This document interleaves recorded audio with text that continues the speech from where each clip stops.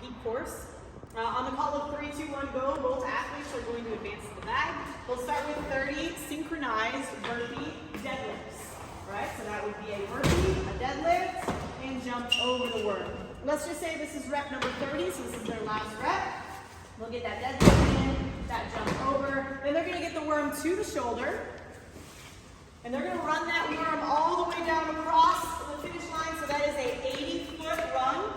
Turn it around. Both athletes' feet will cross the line on both ends. All right? So once they've completed the run, they put the bag back down. And our next movement, we have 30 worm cleans.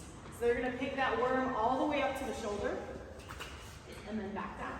So they're going to do that for 30 reps. Let's say this is rep number 30. Now they have to get the worm up to the shoulder and they're going to run it down across the finish line.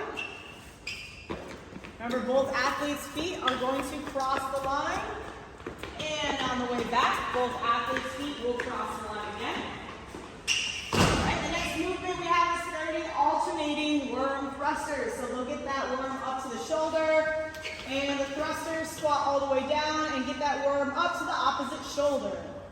Alright? After that, they're going to run the worm down 80 feet. And this is the final run. So after the 80-foot run, now they're going to lunge the worm all the way back to the start. Alright, so athletes will continue that lunge. So again, we have an 80-foot run down, followed by the final movement will be an 80-foot lunge all the way back.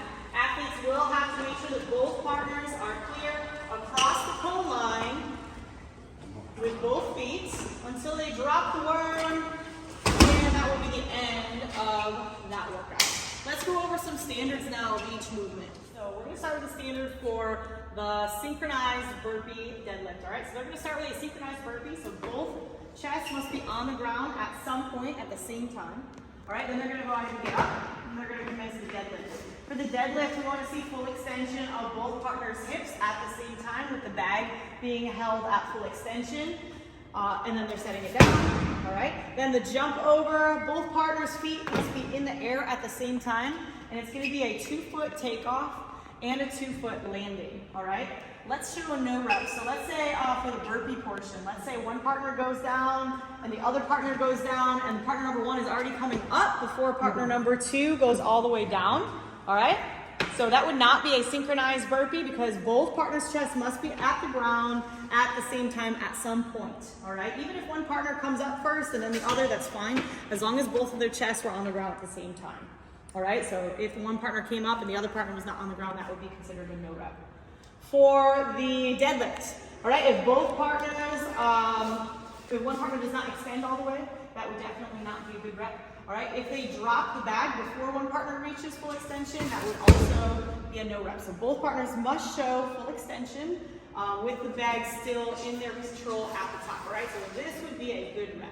All right, bag is dropped. Now for the jump over portion, both partners do have to be in the air at the same time. So let's say one partner jumps over first, and then the other, that would be considered a no rep. All right, can we show a good rep? Both partners going at the same time. Okay, it's a 2-foot takeoff also and 2-foot landing. So let's say that at least one of the partners does kind of like a hop over or a skip over. That would be considered a no rep. All right, so if you watch their feet for the good rep, both feet leave the ground at the same time. Both feet land on the ground on the opposite side at the same time. Now, the only division that does not follow this standard for the jump overs would be scaled. Scaled division, both partners would just step over the bag. All right, that's the only division that we're allowing the step overs for. All right, now we're moving on to the worm cleans. All right, so for the worm cleans, the partners are going to grab that bag and get it up to the shoulder.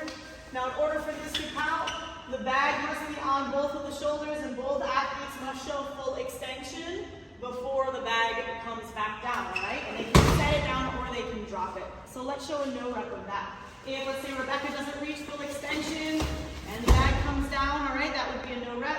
All right, if, let's say, Rebecca reaches extension and Coed is still fighting for extension and they drop the bag down, okay, both partners did not reach full extension. So that would be considered a no rep. All right.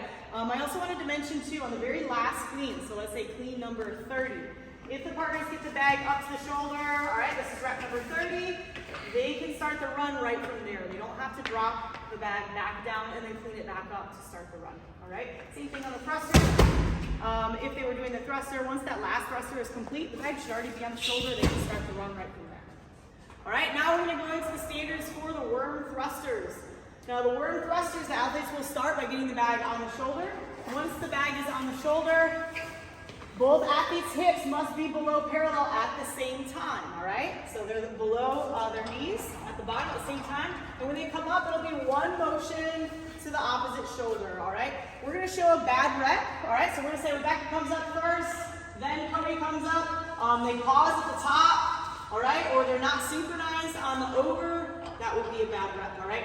Let's show not reaching depth at the same time at the bottom, all right? So if one goes down first, then the other, that would also be a bad rep. We're going to show one more. If they come to the top and pause, almost like a squat pause, and then over the shoulder, that would be a bad rep as well. So the thruster must be a continuous motion. Let's show a good rep. There you go, opposing shoulder. Awesome. All right, the final standard we're going to go over is the lunges. All right, our lunge standards, the athletes are going to get the bag up to the shoulder.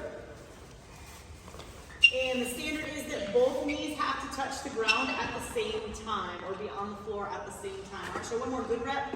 All right, now we're going to show a bad rep. So let's say one athlete's knee goes down first, she starts coming up, then his knee touches the ground. That would be considered a bad rep. All right, so let's show another good rep. Both partners' knees must be on the ground at some point at the same time in order for those lunges to count.